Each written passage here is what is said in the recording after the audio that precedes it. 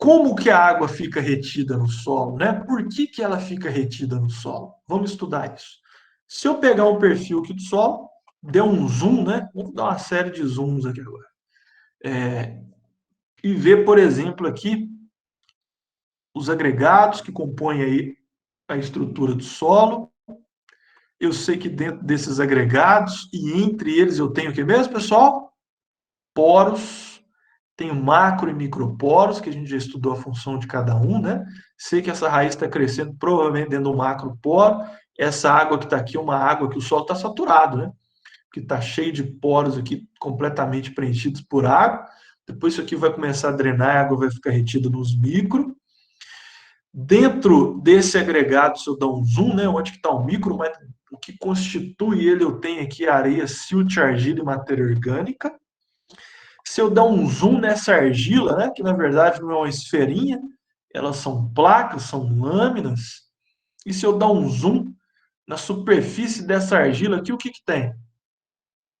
Estão lembrados? O que que tem na superfície das argilas? Se eu dar um outro zoom aqui agora, né? Essa argila se comporta como um coloide, né? E aí vai aparecer o quê? A Fran colocou ali, cargas elétricas. Então, vocês lembram lá que eu tenho arestas quebradas, né? Tenho cargas dependentes de pH. Por quê? Porque na superfície dos octaedros de alumínio ou dos tetraedros de silício, aqui eu tenho um octaedro de alumínio, né, mostrando, eu tenho oxigênio com a valência livre aqui, ó, que é uma carga negativa. Essa carga negativa pode atrair quem? Moléculas de água. Então, as moléculas de água são atraídas aqui, certo? São atraídas pelas cargas negativas do solo aqui, ó. Então, esse processo aqui já dá uma ideia do que explica a retenção de água para a gente. Basicamente é o quê? Cargas elétricas. Só isso? Não, é o que a gente vai ver agora. Primeiro, a gente tem que lembrar o seguinte, né?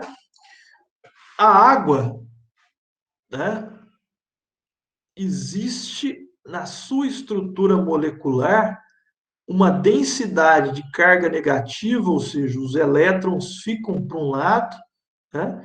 E aí, como eles ficam nesse lado aqui, eu gero um polo negativo e a ausência de elétrons, portanto, né, ficam no outro lado, formando um polo positivo. Isso faz com que a água, então, seja uma molécula polar. Então, ela tem polos, né? Ela é polar. Esses polos positivos e negativos existem em função desse ângulo de aproximadamente 105 graus, que faz com que a água, por exemplo, ocorra no seu estado líquido na natureza, né? A gente encontra a água no estado líquido, né? Com esse peso molecular tão baixo, né? E por ser inorgânica, né, juntamente com o mercúrio, são, né, as substâncias que ocorrem em estado líquido na natureza. Em função disso, em função desses polos e do surgimento dessas ligações aqui, que são as pontes de hidrogênio ou ligações de hidrogênio, né, que fazem com que a água se polimerize, vai ocorrer dois fenômenos importantíssimos que vão explicar o primeiro mecanismo de retenção da água no solo. Que fenômenos são esses? Adesão e coesão. Então, o que seria adesão? Quando a gente falou de consistência, a gente falou disso, né? Adesão é atração entre coisas diferentes, entre substâncias diferentes. No caso da água e do solo, se eu tenho atração entre moléculas de água pela superfície do solo, por exemplo, eu tenho o surgimento de forças de adesão. É o que a gente viu ali, né? A gente tem cargas negativas no solo e eu posso orientar o polo positivo da água para ir lá. Então eu tenho adesão. Só que dentro de uma gota de água, né, eu tenho as atrações entre moléculas de água em função das ligações por pontes de hidrogênio. E aí aparecem forças que a gente chama de coesão. O que é coesão? Entre coisas iguais, né? Atração entre as moléculas de água. Se eu somar coesão e adesão, ou seja, essa atração das moléculas de água pela superfície que vai entre as moléculas de água também, né? Se tem uma polimerização, ou seja, várias moléculas de água se atraem entre si e são atraídas pelo solo, eu tenho o primeiro mecanismo, então, que faz com que a água fique retida no solo, que é a soma desses dois fenômenos, que é o que a gente chama de adsorção. Ok? Então, o primeiro mecanismo que faz com que a água fique retida no solo é a adsorção. Se eu dar um zoom aqui, né, eu tenho que, na superfície do agregado, então, eu tenho uma retenção de água que vai ocorrer aí como se fossem filmes fininhos de água. Esses filmes fininhos de água aqui são a exemplificação do fenômeno da adsorção, certo? Então, a adsorção é a retenção de água que ocorre aqui na superfície dos agregados, certo? Obviamente, isso vai ocorrer quando o solo está mais seco ou está mais úmido. O que vocês acham? Isso, quando o solo está mais seco. Na medida em que o solo vai ficando mais úmido, já dei um spoiler para vocês, né? Vai aparecer outro fenômeno, que é o segundo mecanismo que explica a retenção de água no solo, que é a capilaridade. Tá tranquilo de adsorção, pessoal? A adsorção é simplesmente isso, né? É o resultado das forças de adesão e coesão, que vão explicar essa retenção quando o solo está mais seco, como filmes de água no solo. Na medida em que o solo fica mais úmido, aí eu passo a ter o fenômeno da capilaridade. Tá tranquilo até aqui? Beleza? O que é a capilaridade, portanto, né? Foi feito um estudo lá pelo Laplace, na área da medicina, para entender como que poderia ser feito um movimento, né, do sangue dentro das veias e das artérias, né? Será que o fluxo de água dentro de uma artéria ou dentro de uma veia de um calibre bem grosso, né, mais um diâmetro maior, é igual de uma veinha fininha? Então foi feito esse estudo que foi importado lá da medicina e esse aqui é um esquema para tentar reproduzir isso, né? Então, observem que a pressão atmosférica está atuando em todos esses tubos aqui, ó. Imagine que são poros do solo, como a gente vai ver daqui a pouco, de diâmetros diferentes, né? Do macro a um microporo, né? Ou veias de calibre grosso, como ele imaginou, uma artéria, por exemplo, uma aorta, e outras artérias bem fininhas, de calibre menor, ou veinhas. Então, a pressão atmosférica está atuando em todos aqui, porque esses tubos são abertos. E aqui eu tenho uma mesma fonte aqui de água, ou como ele estudou lá, de sangue inicialmente. Percebam que a redistribuição dessa água é diferente em função do calibre do tubo. Percebam que existe uma altura de ascensão aqui diferente em função do diâmetro. Quem pode explicar para mim?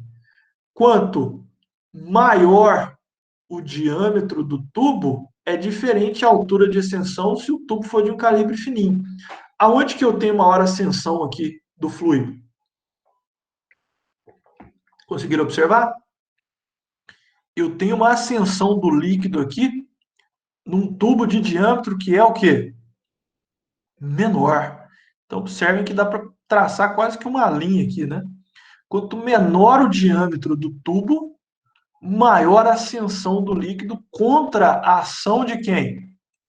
A ação da pressão atmosférica, a ação da força gravitacional. Tá certo? E por que que isso ocorre? Por que que essa capilaridade vai ocorrer e ela é proporcional, né? A ascensão da água ou de um fluido num tubo capilar, ela é maior quando eu tenho um tubo de menor diâmetro. Isso é resultado dos mesmos fenômenos de adesão e coesão, porque a adesão à parede do tubo, se esse fluido for a água, por exemplo, é maior do que a força de coesão entre as moléculas de água aqui dentro. Então, ela prega mais no tubo aqui, e aí depois lembra que tem coesão, né? Se pregou uma molécula de água, ela vai levar outra. E, além disso, tem algo que ajuda, né, que faz dar esse abaulamento aqui. Vocês estão lembrados como é que chama isso? Quando eu visualizo aqui, por exemplo, um tubinho, que a água faz essa superfície côncava aqui, como é que chama isso? Menisco. Isso. E esse menisco, né, o Igor já até colocou aqui também, outras pessoas colocaram, o Rafael colocou aqui, vai surgir um outro fenômeno que cria esse menisco, que é a tensão superficial. Então, a tensão superficial é esse fenômeno que ocorre da interação água-ar, ou da interface líquida-gás. Basicamente, a força de coesão, ela difere se a água está aqui no interior ou se está na superfície, tá? Na interface com o ar. E como vocês estão vendo pelos esquemas aqui, pelo slide, a coesão é muito maior entre as moléculas de água que estão no interior do líquido do que entre essas moléculas de água que estão aqui, ó, na linha de frente, na interface com ar. Então, a coesão aqui é menor, o que propicia fenômenos bem curiosos, né? Que faz com que a água se contraia, a superfície da água vai se contrair, que é o que gera o menisco. E eu não sei se já tiveram a curiosidade, a oportunidade de observar, né? Alguns pequenos insetos, ou até umas aranhas pequenininhas, que conseguem andar sobre a superfície, e olha o que ocorre aqui, ó. Amassa, né, a água aqui, ó. Você tem essa contração da superfície. Por quê? Porque a tensão superficial faz com que a água, a superfície da água que se contraia, e aí como o inseto é levinho, né, ou às vezes uma aranha pequenininha, levinha, né, consegue deslocar por cima dessa água. E a tensão superficial tem outras aplicações, né? O pessoal da engenharia agrícola e da agronomia, e principalmente da floresta aí também, né? Usa muito isso para a gente quebrar, na verdade, a tensão superficial. Para quê? Qual que é o objetivo de quebrar a tensão superficial? Quando eu quero espalhar essa gota aqui, quando eu estou fazendo a pulverização, por exemplo, aí, né, de um defensivo agrícola. Ou o pessoal lá da ecologia, quando quer fazer uma armadilha para capturar insetos, para estudar, a gente coloca detergente na água para afetar essa tensão superficial e aí o inseto afundar aqui, né, coitado? E aí você consegue quantificar e estudar o inseto que caiu ali e calcular índices de equitatividade, diversidade, lá da ecologia agrícola, né? O pessoal da engenharia ambiental, engenharia florestal, mesmo agronomia, a gente faz ecologia agrícola, né? Eu lembro lá das aulas de ecologia, a gente fazia aquelas armadilhas, pitfall, né? Para o inseto cair aqui, se você colocar um pouquinho de detergente. Ou, enfim, existem várias aplicações desse fenômeno.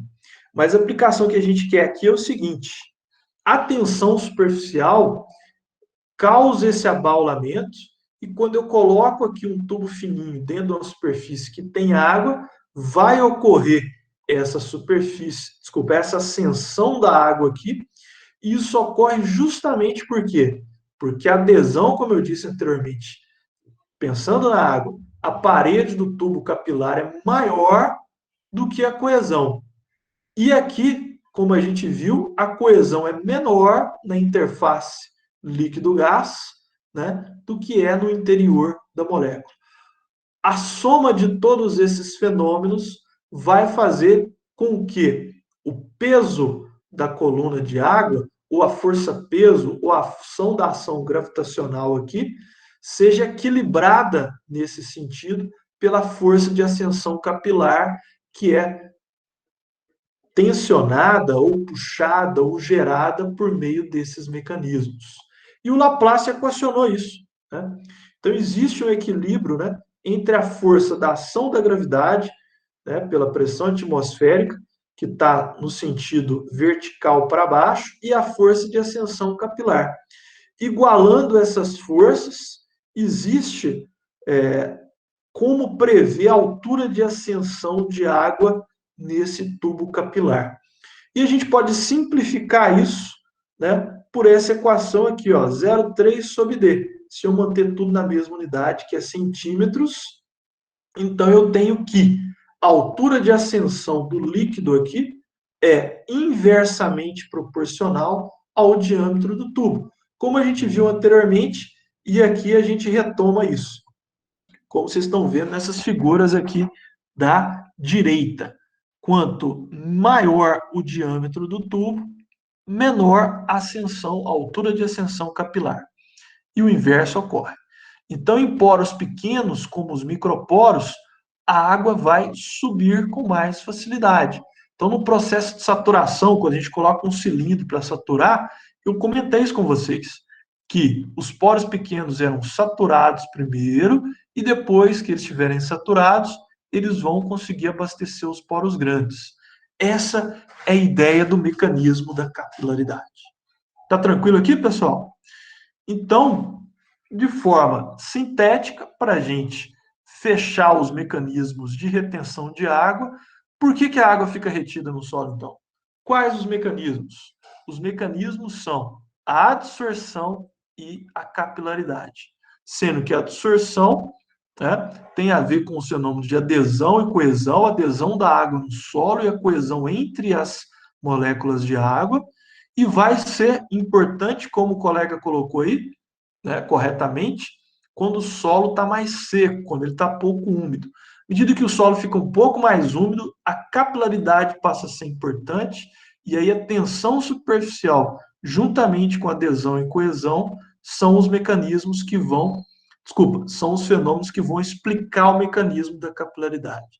Então, a absorção e a retenção que vai ocorrer nas superfícies sólidas do solo, como filmes de água, enquanto a capilaridade ocorre lá nos poros capilares, associados à interface curva-ar, ao menisco, que é o produto da capilaridade.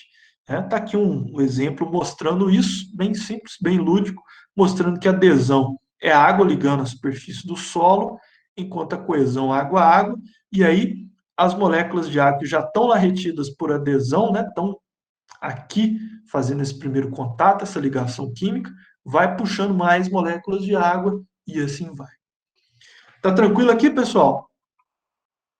Para o solo, então, é isso que a gente faz. A gente considera essa porosidade real toda do solo aqui, né?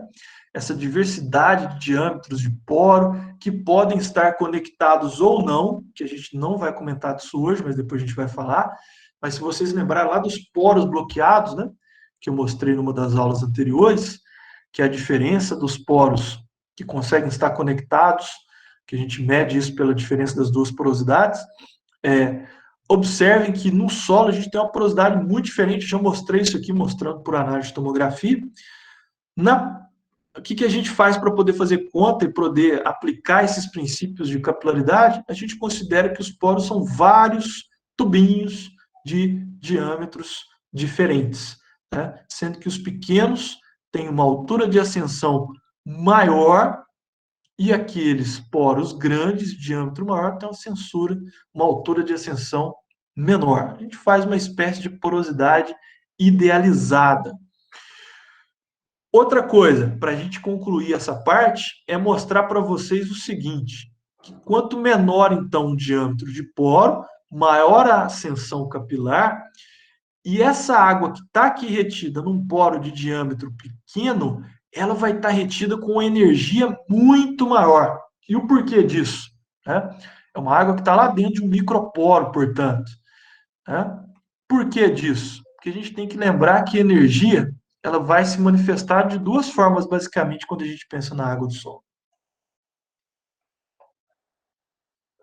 A energia cinética e a energia potencial.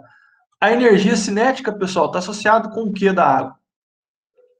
Cinética lembra o quê? Lembra o movimento dessa água do solo, certo? Como a água se movimenta de uma forma muito lenta, a gente praticamente não considera essa energia cinética. A gente vai considerar a energia potencial. Por quê? Se a água deslocou e ficou parada aqui em cima, ora, para ela sair de novo e retornar para cá, ela vai gerar um trabalho. E essa energia associada ao deslocamento contra aí a ação da força-peso, que é a força que dá a ideia da massa vezes a aceleração da gravidade, ou seja, da força gravitacional, nesse caso, né, representada pela força-peso, é a energia potencial. Então, quero mostrar para vocês o seguinte. Por que que essa altura de ascensão aqui, que eu vou medir com centímetros, metros de coluna d'água de ascensão, ela é equivalente à energia potencial? Porque na prática eu posso expressar a energia potencial por unidade de peso. E aí, se eu dividir a energia potencial pela força-peso, energia potencial, massa vezes aceleração da gravidade vezes uma altura. Que altura é essa? A altura que ela ficou aqui, ó, em relação aqui embaixo. Famosa deslocar do ponto A para o ponto B, né? Quem vai lembrar lá da física básica. Então, essa altura aqui, a diferença do ponto A para o ponto B. A força-peso, massa vezes a aceleração da Professor, gravidade. Só concluindo aqui, eu já passo para você perguntar. Então, se eu dividir a energia potencial pela força-peso, observem que aqui eu vou cortar isso com isso. O que sobra? Sobra o H, que é a altura de ascensão. Então, por isso que eu posso considerar essa altura H aqui, o tanto que a água conseguiu subir contra a ação da gravidade, ela vai ficar aqui retida no solo, portanto, com uma determinada energia potencial que eu posso simplesmente quantificar pela altura de ascensão, tá certo? E aí, essa altura de ascensão, que dá a ideia da energia potencial, que como vocês viram, ela é maior quando o poro for menor, mas também quando o poro está menor, tem menos água, né? Obviamente cabe menos água dentro desse poro, vai levar a gente à nossa famosa curva de retenção de água no solo. Então, essa curva de retenção de água no solo, ela dá justamente essa ideia, né? Que quanto menor o diâmetro do poro, a água vai estar retida com a maior energia, ou seja, menos água retida com maior energia num poro de diâmetro pequeno. Lembrando que a altura de ascensão, como eu mostrei para vocês, está representando a energia de retenção da água no solo. Que energia é essa? A energia potencial, que a gente simplesmente chama de potencial. Solo é a matriz, por isso potencial matricial. Então essa curva mostra qual é, sob essa energia potencial que eu estou subindo aqui, ó, né? Num determinado diâmetro pequenininho de poro, quanto que tem de água lá? Se eu vir aqui para um poro de diâmetro maior, eu tenho uma determinada energia de retenção menor, portanto, num diâmetro maior, retendo muito mais água. Então, na medida em que o solo vai secando, ele vai liberando a água do solo, né? E a água que fica lá retida no solo, ela vai ficar retida sob uma maior energia potencial, né? Ou seja, um maior potencial e, portanto, mais difícil de ser aproveitada pela planta. Tranquilo? Quem ia perguntar? eu Pode falar. nem entendi esse lance aí de energia por unidade de peso. Você pode explicar de novo, por favor? Explico. Aqui é o seguinte, por que, que eu estou mostrando isso aqui para vocês? Por que, que eu estou recorrendo à física clássica aqui? Porque a partir de agora, quando a gente for estudar a curva de retenção de água no solo, esse eixo Y, do jeito que está aqui, eu posso ter o eixo Y do diâmetro de poro. Até aqui você entendeu, né? Quanto menor o diâmetro de poro, eu tenho menos água dentro dele.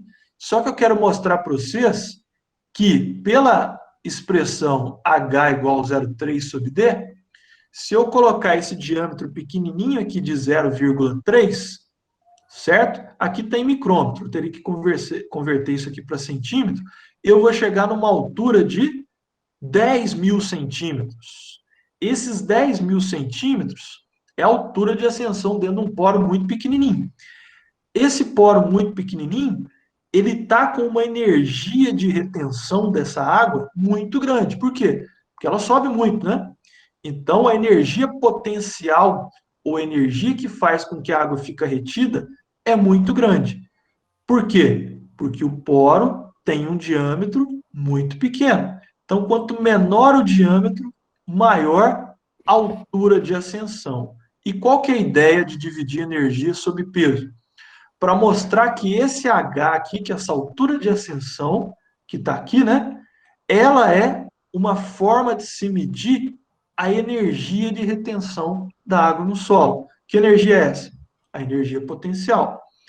Por quê? Porque se eu simplesmente pegar essa energia e dividir pela força, eu tenho altura de sucção. Ou seja, é uma forma de, agora respondendo sua pergunta diretamente, de expressar essa altura de ascensão e mostrar que ela é uma energia, que ela é uma carga hidráulica, é mostrar que ela pode ser expressa por energia por força, ou seja, energia por unidade de peso. Então, energia por unidade de peso dá uma altura de ascensão, e, portanto, a altura de ascensão dá uma ideia de energia com que a água está retida no solo. Vê se melhorou. E essa polaridade você colocou. Oi? Isso acaba sendo a capilaridade, né? O quanto que essa água consegue subir. Perfeito, perfeito. Então, perceba que essa energia aí que eu estou quantificando é energia que está associada aos mecanismos tanto da capilaridade quanto da absorção. Não tem como eu dizer que hora que acaba a absorção e começa a capilaridade, ou, desculpa, que hora que acaba a capilaridade e começa a absorção. Esses dois mecanismos estão ocorrendo ao mesmo tempo. Porque lembra que aqui, ó, eu estou fazendo analogia com tubinhos dentro da água. No solo, isso aqui, na verdade, é o quê? Vai ter uma raiz aqui, né? Que vai tirar essa água que está retida por capilaridade e por absorção, né? Com que energia? Essa aqui que a gente está aprendendo a quantificar agora. Melhorou? Melhorou. Então, vejam que é possível saber a energia com que a água está retida no solo. E saber, então, se eu medir a umidade com qualquer um daqueles sensores que eu mostrei para vocês, ou pelo método padrão, se a umidade for 0,4 e vir aqui, ó, se eu conhecer a curva de retenção de água no solo, eu vou poder dizer qual é a energia ou em qual diâmetro de poro também, porque os dois são conversíveis por essa equação de Laplace da capilaridade. Eu consigo dizer, então, qual o diâmetro de poro que essa água está e se essa energia é grande ou é pequena, essa energia de retenção. E aí eu pergunto para vocês, será que a planta aproveita toda essa água que está aqui na curva? O que vocês acham? Infelizmente, não. Então, a gente vai ver que a planta aproveita parte dessa água, que é o que a gente vai estudar também. Temos uma pergunta aqui, ó. Professor, para ter a tensão superficial, então a coesão é maior que a adesão ou ao contrário? Isso, vamos voltar nisso aqui então. Vejam que, aqui eu acho que fica mais fácil, dá para ver tudo. Qual é a força mais forte, entre aspas, aqui, né? É difícil a gente especificar isso, mas percebam que a adesão da molécula de água ao tubo é muito forte, no caso da água. Se for o mercúrio, isso muda. A coesão entre as moléculas do mercúrio é até maior, por isso que o menisco do mercúrio é o contrário, né? Ele é convexo. Vocês vão ver isso em livros. No caso da água, a adesão da molécula de água à parede do tubo, ou lá na superfície do solo, é maior do que a coesão, que é a força água-água. E se eu dou um zoom na coesão, veja que a coesão é menor no caso da interface aqui com o ar, ou seja, essa coesão aqui é menor do que essa aqui, ó. Então, por isso, sim, se fosse estabelecer uma ordem de grandeza, que eu acho que é isso que você quer, né? A adesão aqui à parede é maior, depois a coesão e depois a coesão entre as moléculas aqui, que é o que mostra a tensão superficial. Beleza? Pessoal, vê se tem mais dúvidas. Rafael falou obrigado, então acho que ele entendeu. O Arthur tem uma outra pergunta aqui. Professor, quanto maior a energia potencial, mais difícil fica para as plantas retirarem essa água? Perfeito. Esse é o último slide meu aqui para a gente fechar a nossa aula hoje. Né? Então, a curva de retenção mostra justamente isso. Quem perguntou, Arthur? Perceba isso. Esse potencial matricial, ele vai dar essa ideia, tá? Que, na verdade, aquela altura, que vocês viram que é a mesma coisa, ele vai dar essa ideia da energia da retenção da água no solo. Tá ok? Então, essa energia de 1.000 centímetros, e aqui eu coloquei uma tabelinha que é importante vocês dar um print nisso aqui, que vocês vão usar muito, porque eu vou usar várias unidades aqui, né?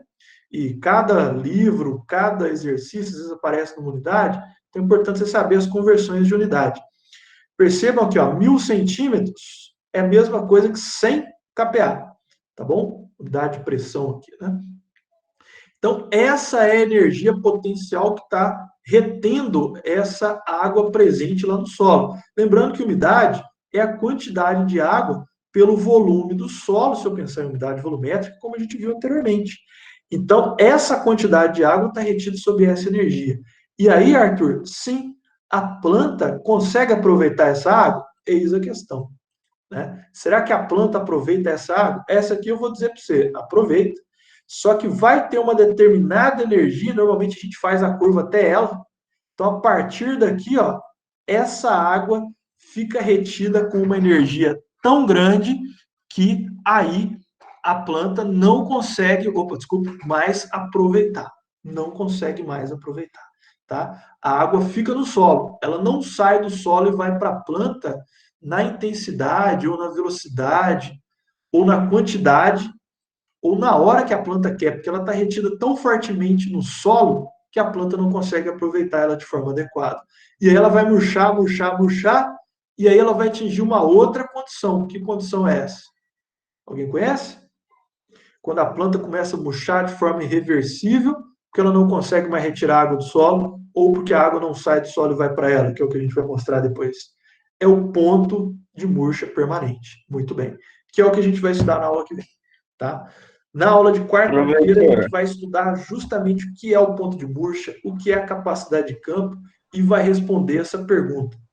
Toda essa água que está na curva aqui está disponível? Já demos spoiler, né? Não está disponível para a planta. Né? A gente vai mostrar isso aí para vocês. Essa curva de retenção de água, então, só para fechar, ela dá essa ideia aqui, ó. Qual que é a energia que está retendo, que a água está retida no solo?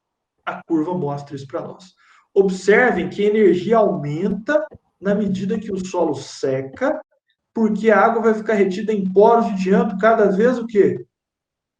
Menor. Então, nesse sentido, que o solo aqui está secando, olha que o eixo Y que é a umidade. A água está secando, está diminuindo a quantidade de água que está no solo, o solo está secando, então ela vai ficando retida em poros cada vez menores e sob maior energia, dificultando o processo de extração ou de absorção de água pela planta.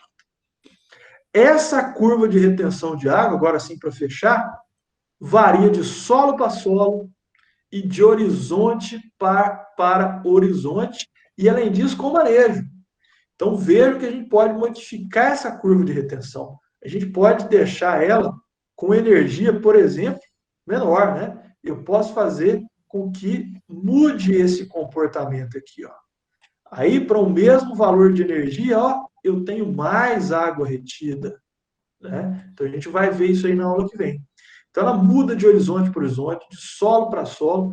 Então, por isso que eu não gosto de usar o termo curva característica de retenção de água no solo.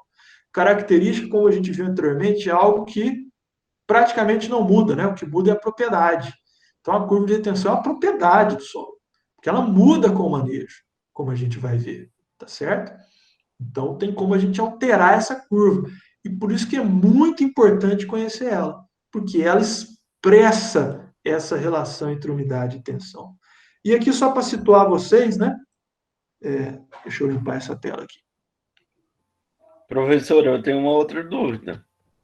Viu? Deixa eu só falar uma coisa aqui e eu já passo para você.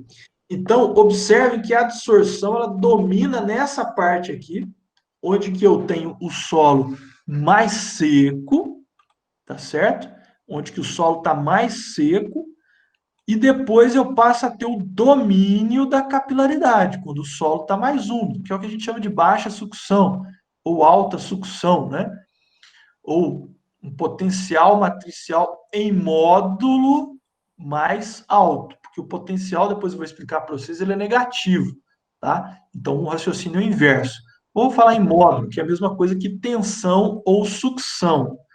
Tensão ou sucção é o módulo do potencial matricial.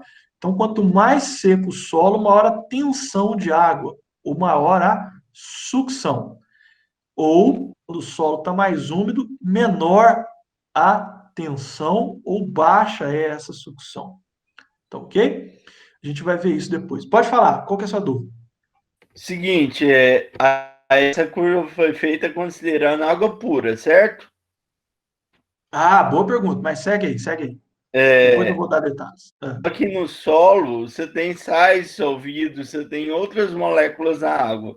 Isso altera a capacidade ou não de sucção dessa água pelos poros? Ou, Perfeito, de outra perfeito. forma, pela própria raiz? Isso, a gente vai estudar isso. Aqui, veja que a curva de retenção de água no solo, eu vou explicar para vocês como é que faz, a gente vai discutir isso. Ela é feita com água destilada em laboratório para a gente tirar ou pelo menos reduzir o efeito, que é o que você já pensou certinho, que é o efeito salino.